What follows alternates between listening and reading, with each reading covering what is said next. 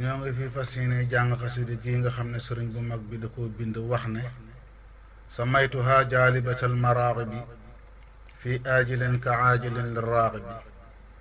ñu ñaan yàlla subhaanahu wa taala ci barkeb xaadimul Mustafa ak barkeb Cheikh Ibra sama turandoo ak barkeb xasida gii sunu borom boole ñu ñun ñi koy jàng ak ñi koy déglu defaru goo xam ne dañuy mucc ci yàqu ak yàqule àddina ak àllaaxira bismillahi arrahmani arrahim wa sallallahu taala ala sayidina wa mawlana muhammadin wa alihi wa sahbihi wa sallama taslima allahumma salli wa sallim wa barik ala sayidina wa mawlana muhammadin wa alihi wa sahbihi واكتب له عليه الصلاة والسلام بهذا النظم عدد حروفه مطلقا بشارة خالدة أبدا آمين وهب لكل من يقرأه سعادة وبركة وعافية في الدارين آمين يا رب العالمين أعوذ بالله من الشيطان الرجيم وإني أعيذها بك وذريتها من الشيطان الرجيم رب أعوذ بك من همزات الشياطين وأعوذ بك رب أن يحضرون بسم الله الرحمن الرحيم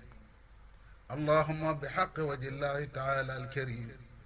صل وسلم وبارك على سيدنا ومولانا محمد وآله وصحبه وفرح أبدا بهذه المقدمة وادخل السرور عليه صلى الله تعالى عليه وسلم بها أبدا وانفع بها كل من أحبها وكل من اعتنى بها أو أعان على تحصيلها آمين يا رب العالمين بسم الله الرحمن الرحيم يقول عبد الله وهو أحمد خديم من سماته محمد بسم الإله وهو الرحمن وهو الرحيم قاد لي الأمان الحمد لله على الكتاب مع الشفيع المذهب العتاب سيدنا محمد خير الورى من قاد لي خدمته والصورى ثم صلاة الله والسلام على الذي مني له أقلام سيدنا شفيعنا المقدم عند الذي تزكو لديه خدمي محمد وسيلتي وجنتي عن الأعادي والأذى وجنتي وآله وصحبه الأبرار في الحال والمآل بالتكرار هذا وقصدي خدمة تقر عين النبي بها كما تبر نويت من ذا العام خدمة تصر مشفعا به كفيت ما عصر قد رمت من رب البرايا خدمة لمن بجاهه كفاني صدمة أحمده على خروج من ضرر وكل سوء وعناء وغرر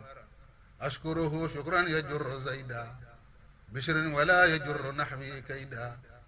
حمدا وشكرا لازم برورا رب الورى وزحزح غرورا فقمت ناظما لذي المقدمة مصليا بها على من قدم مرتجيا كوني خديما أسنى وأن أفوز بالمقر اللسنى ملتمسا من مالكي أن ينفع بها الذي يريد أن ينتفع جعلها الله بجاه المصطفى صلى عليه بسلام يصطفى نظما مباركا يقي العذابا كما الذي كابدني أزابا أرجوزة عابدة لله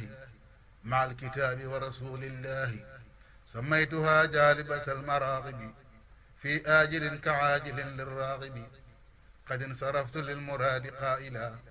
مع الصفاء بائتا أو قائلا